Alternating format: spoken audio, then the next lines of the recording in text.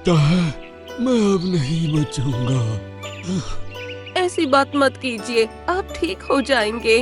नहीं लीला, मुझे बीमार हुए 1 महीने से ज्यादा का समय हो चुका है। तुम जंगल के सारे जानवरों को एकत्रित करो। अपने पति के कहने पर लीला ने ठीक वैसा ही किया। ब्रूनो शेर जंगल के सारे प्राणियों से बोला, मेरे जंगल के प्यारे मित्रों, मुझे लगता है कि मैं अब ज्यादा दिन तक जीवित नहीं रहूंगा। इसीलिए मैं अपने जीते जी ही अपनी पत्नी लीला को इस जंगल की रानी बनाकर जा रहा हूँ। आज से लीला ही तुम सबकी रानी है। ब्रूनो शेर की बात को हैरी सियार बहुत गौर से सुन रहा था। हैरी सियार एक बहुत ही कपटी और चापलूस सियार था।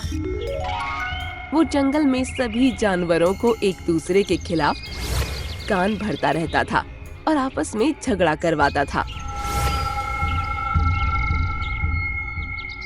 ये आप कैसी बातें कर रहे हैं महाराज? आपका एक बेटा भी है, आप उसे राजा घोषित कर दीजिए। जंगल का कोई भी प्राणी आपकी पत्नी की बात को नहीं मानेगा, क्योंकि वो शेरनी है, कोई शेर नहीं। अपनी बकवास बंद करो, सिम्बा अभी छोटा है। सियार बड़बड़ाता हुआ क्रोधित होकर वहाँ से चला गया और कुछ दूर जाकर अपने आप से बोला, ये बूढ़ा शेर अपने आप को समझता क्या है? कुछ दिनों बाद ब्रूनो शेर मर गया और लीला शेरनी जंगल की रानी बन गई। कुछ समय बाद दूसरे जंगलों में भयानक अकाल पड़ गया। जंगल के सभी जानवर अपने अपने जंगल को छोड़कर दूसरे जंगलों में भागने लगे। उन्हीं जंगलों में एक सुंदर रंग बिरंगी गायों का झुंड अपना जंगल छोड़कर दूसरे जंगल में जा रहा था कि तभी उनके झुंड में से राधा गाय अपने बछड़े गगन के साथ भटकती हुई लीला शेरनी के जंगल में पहुंच गई। मुझे लगता है माँ, हम दोनों भटक गए हैं। तुम सही कहते हो गगन, रास्ते में तुम्हें नींद आ गई थी और मैंने तुम्हें उठाना सही नहीं समझा। तो तुम मुझे उठा देती। पता नहीं अब हम अपने झुंड से मिल भी पाएंगे या नहीं, और ये जंगल भी हमारे लिए अनजान है। चिंता मत करो, मुझे इस जंगल के राजा से बात करनी होगी। तभी वहाँ पर हैरी सियार आ गया। बछड़े और गाय को देखकर उसके मुंह में पानी आ गया और वो अपने आप से बोला, ये गाय तो बड़ी ही सुंदर और रंग बिरंगी है, और इसका बछड़ा ये भी बहुत सुंदर है। काश कि मुझे इनका मांस खाने को मिल जाता तो मजा आ जाता। हैरी सियार बुरी नीयत से उनके पास आने ही वाला था कि तभी वहाँ पर लीला का सलाहकार हाथी दादा पहुँच गया। कौन हो तुम और इस जंगल में क्या कर रहे हो? तुम दोनों इस जंगल के तो नहीं लगते। तुमने सही कहा, हम अपने झुंड से बिछड़ गए हैं। क्या हम कुछ दिनों तक इस जंगल में रह सकते हैं? इसके लिए तो तुम्हें हमारे जंगल की शेरनी से पूछना पड़ेगा। चलो मेरे साथ। हाथी दादा उन दोनों को जंगल की शेरनी लीला के पास ले गया। लीला उन दोनों को देखकर आश्चर्यचकित होकर बोली, तुम्हारी तरह की रंग बिरंगी और सुनहरी गाय मैंने आज तक नहीं देखी। दरअसल हमारा झुंड एक अलग प्रजाति का है। हम सब दूसरे जानवरों की नजरों से छुप कर रहते हैं। मैं किसी वजह से अपने झुंड से भटक कर यहाँ आ गई हूँ। चिंता मत करो, तुम जब तक चाहो यहाँ पर आराम से रह सकती हो।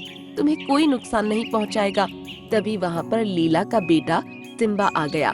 अपने सामने इतने सुंदर बछड़े को देखकर सिम्बा उससे खेलने लगा। देखा तुमने, तुम्हारे बेटे से मेरे बेटे की दोस्ती हो गई है। आज से तुम मेरी गुफा के पास रहना। उस दिन के बाद राधा लीला के साथ रहने लगी। राधा का बछड़ा दिन भर सिम्बा शेर के साथ खेलता और यही बात अंदर ही अंदर हैरी को खाई जा रही थी।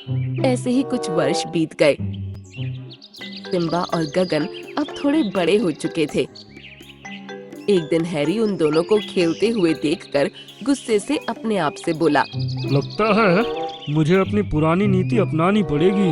फूट डालो और मांस खाओ। इस नीति को अपनाकर मैंने ना जाने कितने जानवरों को आपस में लड़वाकर उनका मांस खाया है। इतना बोलकर हैरी सियार क्रोधित होकर वहाँ से चला गया। एक रात की बात है, लीला शेरनी गुफा के अंदर लेटी हुई थी। तभी वहाँ राधा आ गई। महारानी, आप अभी तक जाग रही हैं? हाँ राधा, जब से मेरे पति का स्वर्गवास हुआ है तब से मुझे नींद नहीं आती। वो सब छोड़ो, आधी रात को तुम मेरी गुफा में क्या कर रही हो? मुझे अपने झुंड के आसपास होने के संकेत मिले हैं, उन्हें ही ढूंढने जा रही हूँ। आपसे बस यही कहने आई थी कि मेरी गैर मौजूदगी में मेरे गगन का ख्याल रखना। तुम निश्चिंत होकर जाओ, मेरे होते हुए तुम्हारे बेटे को कोई आंख उठाकर भी नहीं देख सकता। आप भी निश्चिंत होकर सो जाइए। तुम्हें बताया तो था मुझे नींद नहीं आती। लीला ने इतना कहा ही था कि तभी राधा लीला के नजदीक आकर उसके कान में कुछ कहती हुई वहाँ से चली गई। उसके जाते ही लीला शेरनी को नींद आने लगी। अगले दिन हैरी सियार अपनी योजना के मुताबिक सीधे गुफा के अंदर पहुंच गया, मगर उसने देखा कि लीला शेरनी वहां पर बेसुध पड़ी थी। उसके शरीर में कोई भी हलचल नहीं थी। अरे वाह, लगता है ये तो मर गई।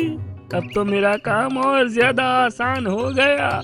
मैं इसकी मौत का इल्जाम सीधे उस गगन और उसकी माँ पर लगा दूंगा और सभी उन दोनों को दोषी समझेंगे। इतना कहकर हैरी सियार दौड़ता हुआ सिम्बा शेर के पास पहुंच गया। तुम्हें देखकर मुझे तुम्हारे पिता की याद आती है सिम्बा। तुम बिल्कुल अपने पिता की तरह ही दिखते हो। मेरी माँ भी मुझसे यही कहती है। लेकिन तुम अपने पिता की तरह चालाक नहीं हो, बल्कि मूर्ख हो। तुम्हारी माँ मर चुकी है सिम्बा, और उसे किसी और ने नहीं बल्कि तुम्हारे दोस्त की माँ राधा और तुम्हारे दोस्त गगन ने मारा है। हैरी की बात सुनकर सिम्बा अविश्वास भरी नजरों से हैरी को देखने लगा। सिम्बा दौड़ता हुआ गुफा के पास पहुंचा। उसने देखा कि उसकी माँ मृत अवस्था में गुफा में पड़ी हुई थी। सिम्बा गुस्से से पागल हो गया और दौड़ता हुआ सीधा गगन के पास पहुंचा। सारे जंगल में लीला की मौत की खबर आग की तरह फैल गई। सिम्बा गगन की ओर देखकर बोला, तुमने और तुम्हारी माँ ने मेरी माँ को मारा है। तुम्हें इसकी सजा भुगतनी पड़ेगी। मैं तुमसे लड़ूंगा और तुम्हें मार दूंगा। ये बिल्कुल झूठ है, मेरी माँ ने तुम्हारी माँ को नहीं मारा। तभी हैरी गगन की ओर देखकर चापलूसी से बोला, अगर तुम्हारी माँ ने महारानी को नहीं मारा तो फिर वो कहाँ है? मैंने पूरा जंगल छान मारा, लेकिन वो तो मुझे कहीं दिखाई नहीं दी।